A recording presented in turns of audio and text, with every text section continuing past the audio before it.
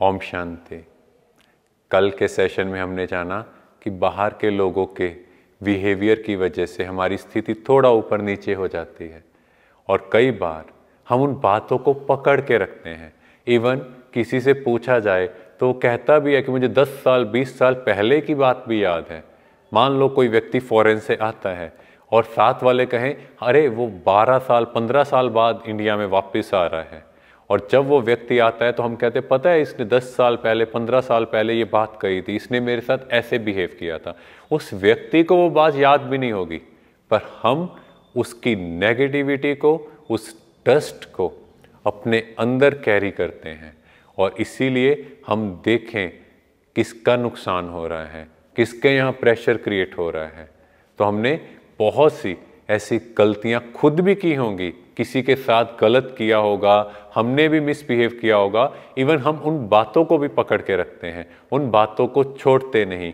और तीसरा, हमारे मन में किसी न किसी से कुछ एक्सपेक्टेशंस रहती हैं और हम चाहते हैं कि वो वैसा ही बिहेव करे जैसा हम चाहते हैं, पर ऐसा हो नहीं पाता और उनका बिहेवियर मुझे हर्ट करता है और ये सारी चीज़ें मेरे यहाँ स्टोर हो जाती हैं और हमारा माइंड डस्टबिन जैसा तो नहीं बन रहा।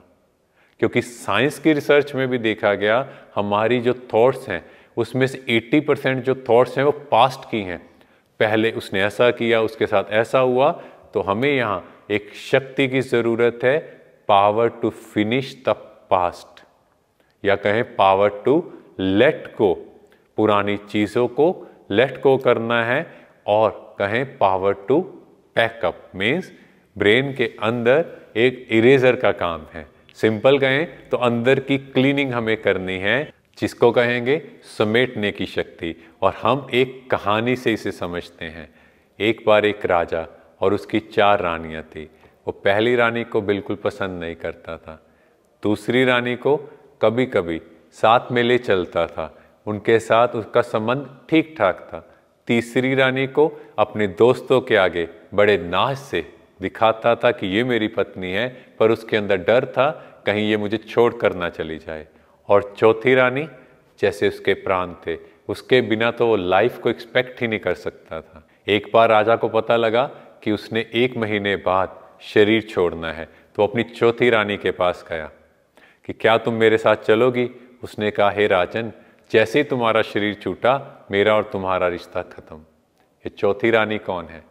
यह है हमारा शरीर, जिसका हम सबसे ज़्यादा ध्यान रखते हैं, पर जैसे ही आत्मा ने ये कॉस्ट्यूम छोड़ा इसकी वैल्यू खत्म। फिर वो तीसरी रानी के पास गया तो उसने कहा मैं तुम्हारा शमशान घाट तक का अरेंजमेंट कर सकती हूँ राजन, पर तुम्हारे साथ नहीं जा सकती। ये क्या है?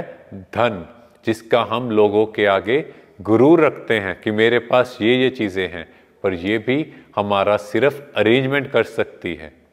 फिर वो दूसरी रानी के पास गया और उन्होंने कहा हम तुम्हारे साथ शमशान घाट तक जाएंगे और वहाँ से तुम्हारी जर्नी आगे की शुरू हो जाएगी। मीन्स हमारे रिश्तेदार संबंधी जिनके साथ हम कभी कभी मिलते हैं, बातें करते हैं, पर ये भी कहाँ तक साथ हैं? जब तक इस शरीर को अग्नि नहीं दी जाती। और फिर पहली रानी बोल पड़ती है कि हे राजन, मैं तुम्हारे साथ जाऊंगी। और यह सुनकर राजा की आंखों से अश्रुधारा बहने लगी।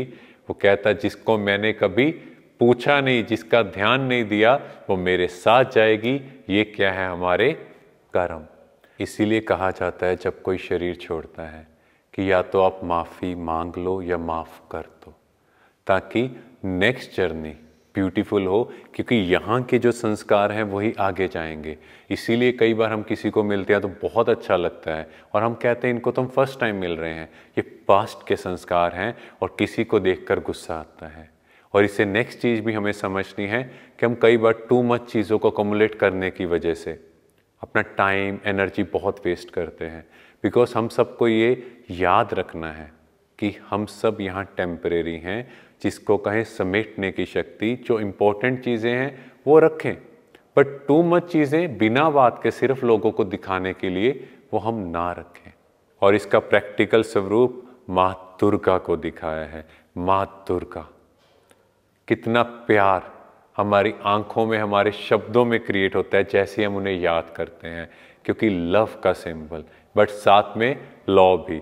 अगर हम देखें तो टू मच लव होगा तो अनुशासन, डिसिप्लिन नहीं आएगा, बट लॉ ही रहेगा तो लव नहीं है। बट हमें लव एंड लॉ का एक परफेक्ट बैलेंस क्रिएट करना है, क्योंकि जहाँ लव एंड लॉ का बैलेंस है वहाँ हर चीज़ ऑर्गेनाइज्ड वे में चलेगी, नेचुरल वे में चलेगी। इसीलिए माँ दुर्गा को स्नेह रूप से भी याद किया जाता है, पर साथ में डर भी होता है कि इन दिनों में कोई भी गलत चीज़ नहीं करनी, नहीं तो माँ दुर्गा का क्रोध का सामना करना पड़ेगा और उन्हें शेर की सवारी दिखाई। मीन्स कैसी भी परिस्थिति है वो उन पर हमेशा हैवी है, कोई भी परिस्थिति आपको इफेक्ट ना कर पाए।